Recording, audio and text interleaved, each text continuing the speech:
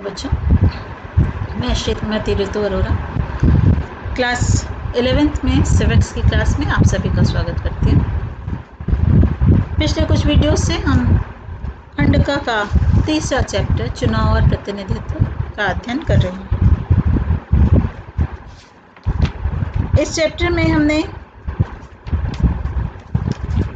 जाना कि मताधिकार का अर्थ क्या है, सिद्धांत क्या है, प्रकार कितने प्रकार के मताधिकार होते हैं, सीमित वयस्क मताधिकार क्या है, स्त्री मताधिकार मिलना चाहिए कि नहीं मिलना चाहिए।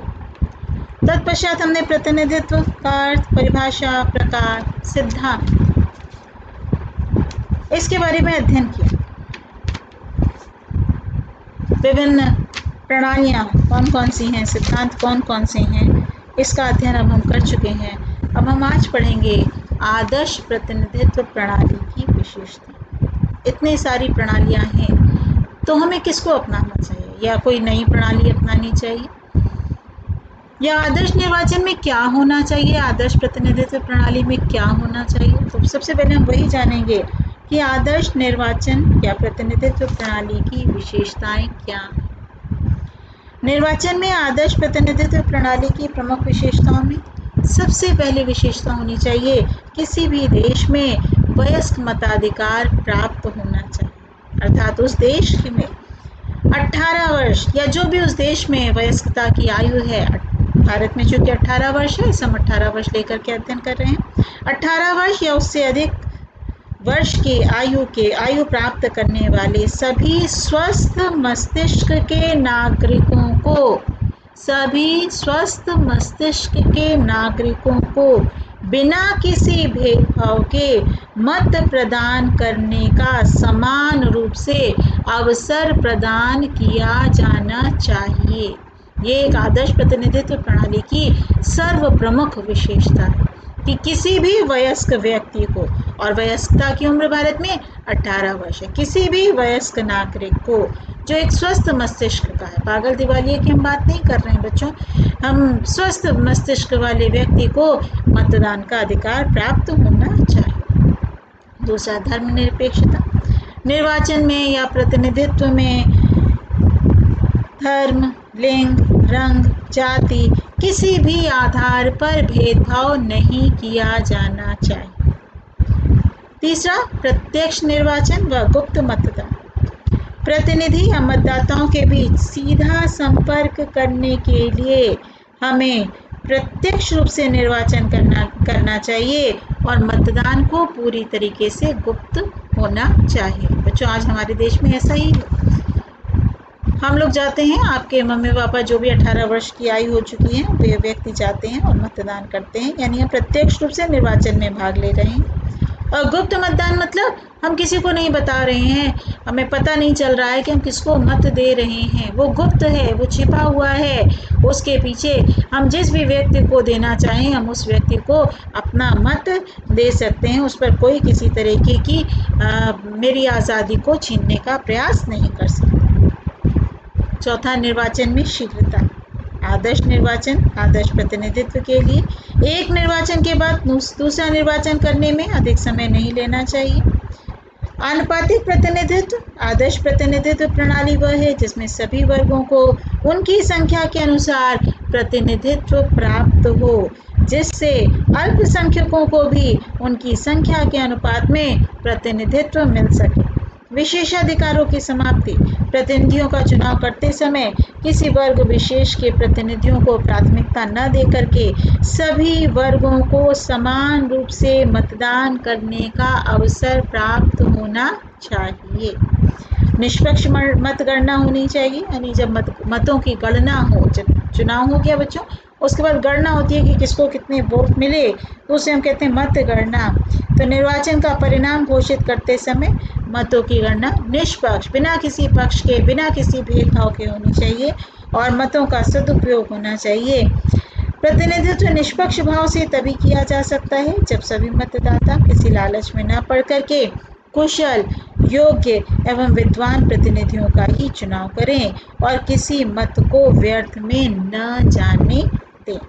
ये तो था बच्चों आदर्श प्रतिनिधित्व प्रणाली की विशेषताएं क्या है। बहुत इंपॉर्टेंट है, ये लघु प्रश्न के रूप में अक्सर पूछा जाता है।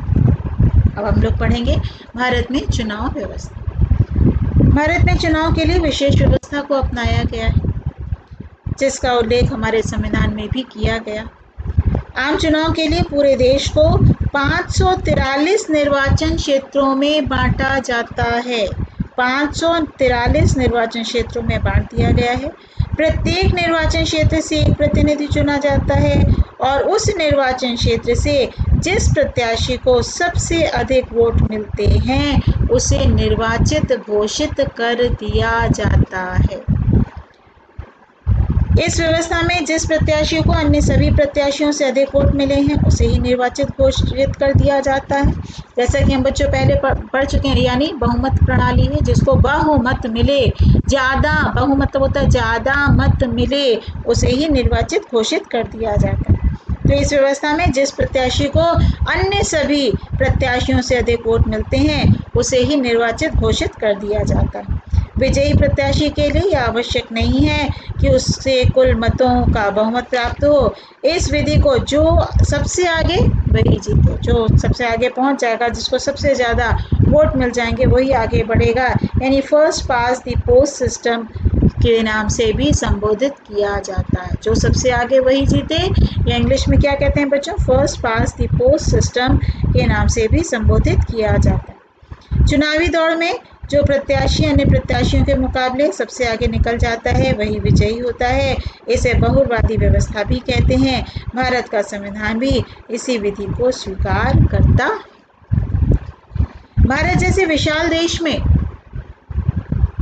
सर्वाधिक वोट से जीत वाली व्यवस्था लागू करने के अनेक कारण हैं। यह व्यवस्था देश में इसलिए भी सफल रही क्योंकि सामान्य मतदाताओं के लिए, जिन्हें राजनीति और चुनाव का विशेष ज्ञान नहीं है, इस पूरी चुनाव व्यवस्था को समझना अत्यंत सरल हो जाता है। इसके अतिरिक्त चुनाव के समय मतदाताओं के पास अनेक विकल्प होते हैं। मतदाताओं को वोट करते समय किसी प्रत्याशी अथवा दल को स्वीकृति प्रदान करना होता है। राजनीतिक परिस्थितियों को ध्यान में रखते हुए मतदाता किसी भी प्रत्याशी या राजनीतिक दल को वरीयता दे सकता है। वह चाहे तो इन दोनों में मतदान के समय संतुलन बनाने का भी प्रयास कर सकता है। यह प्रणाली मतदाताओं को केवल दलों में ही नहीं वरन उम्मीदवारों में भी चयन का स्पष्ट विकल्प प्रदान करती है। इसलिए यह अपेक्षाकृत अधिक महत्वपूर्ण है। इस प्रकार किसी क्षेत्र विशेष का प्रतिनिधित्व करने वाले और उसके प्रति उत्तरदायी कोई एक प्रतिनिधि नहीं होता, लेकिन सर्वाधिक वोट से जीत वाली व्यवस्था पर आधारित निर्वाचन क्षेत्रों में मतदाता जानते हैं कि उनका प्रतिनिधि कौन है, जो उसके लिए कार्यों के लिए उत्तरदायी ठहराया जा सकता है। सर्वाधिक मत से जीत वाली प्रणाली में बड़े दलों या गठबंधनों को कुछ अधिक सीटें प्राप्त हो जाती हैं। वे सीटें उन्हें प्राप्त मतों के अनुपात में इससे अधिक होती हैं। अतः यह प्रणाली एक स्थायी सरकार बनाने का मार्ग प्रशस्त कर संसदीय सरकार को सुचारू और प्रभावी रूप से कार्य करने का अवसर प्रदान करती है। निर्वाचन क्षेत्रों में आरक्षण। सर्वाधिक मत से जीत वाली प्रणाली में किसी निर्वाचन क्षेत्र में जिस उम्मीदवार को सबसे अधिक वोट मिलते हैं उसे ही विजय घोषित कर दिया जाता है। उससे छोटे सामाजिक समूहों में के अहित होने की आशंका रहती है। इस प्रकार की घटनाएं भारतीय सामाजिक परिवेश में और अधिक महत्वपूर्ण है। भारतीय समाज का जाति आधारित भेदभाव का इतिहास है। ऐसी सामाजिक व्यवस्था में यह स्थिति सामने आने की आशंका बनी रहती है कि सर्वाधिक मत से जीत वाली प्रणाली का परिणाम यह होगा कि ऐसे व्यक्ति जीत जाएंगे जो समाज को प्रतिनिधित्व प्रदान न कर अनेक गलत कार्य करके सामने आएंगे। हमारे देश में अनुसूचित जाति, जनजाति आदि अनेक ऐसे सामाजिक समूह हैं जो अलग अलग निवासरत हैं, जिसे एक निर्वाचन क्षेत्र में इतनी संख्या एक निर्वाचन क्षेत्र में उनकी इतनी संख्या नहीं होती कि वो किसी भी प्रत्याशी के जीत हार को प्रभावित करें। तो पूरे देश में यदि दृष्टि डालें तो उनकी संख्या काफ़ी होती है, इसलिए लोकसभा और राज्यों की विधानसभाओं में आरक्षण की व्यवस्था की गई है। प्रारंभ में आरक्षण की यह व्यवस्था केवल 10 वर्षों के लिए की गई थी, लेकिन बार बार इसको बढ़ाते बढ़ाते सन 2020 तक यानी 2020 तक कर दिया गया था। आरक्षण की अवधि समाप्त होने पर संसद इसे और आगे बढ़ाने का निर्णय ले सकती है। इन दोनों समूहों के आरक्षित सीटों का वही अनुपात होगा जो भारत की जनसंख्या में इसका अनुपात होगा, यानी जितनी अनुसूचित जाति और जनजाति के सदस्य हैं उसी अनुपात में उनको लोकसभा या राज्यों की विधानसभाओं में सीटें प्राप्त होंगी। तो लोकसभा में 543 निर्वाचित सीटों में 84 अनुसूचित जाति और 47 अनुसूचित जनजाति के लिए सीट आरक्षित है। किसी भी चुनाव प्रणाली के लिए आवश्यक है कि वह एक स्वतंत्र और निष्पक्ष चुनाव प्रक्रिया सुनिश्चित करे। चुनाव प्रक्रिया ऐसी होनी चाहिए कि मतदाताओं की आकांक्षाएं चुनाव परिणामों में स्पष्ट तरीके से प्रकट हो सके। अब है सार्वभौमिक वयस्क मताधिकार या चुनाव लड़ने का अधिकार। लोकतांत्रिक देशों में देश के सभी वयस्क नागरिकों को चुनाव में वोट देने का अधिकार होना चाहिए। इसी को हम क्या कहते हैं? सार्वभौमिक, यानी सभी व्यक्तियों को वयस्क मताधिकार, जो भी वयस्क हैं सभी को वोट देने का अधिकार होना चाहिए। भारत के संविधान में प्रत्येक वयस्क भारतीय नागरिकों को वोट देने का अधिकार प्रदान किया गया है। सन 1989 तक यानी 1989 तक 21 वर्ष या इससे अधिक आयु के भारतीय नागरिक को वयस्क माना जाता था। यानी उसके पहले 1989 के पहले जब व्यक्ति 21 वर्ष का होता था तभी वो वोट दे सकता था, लेकिन सन 1989 में संविधान में एक संशोधन करके इसे घटा करके 18 वर्ष कर दिया गया। अब 18 वर्ष वयस्कता की आयु मानी जाती है। अब कोई भी व्यक्ति जो 18 वर्ष का पूर्ण हो चुका हो वह मतदान में भाग ले सकता है।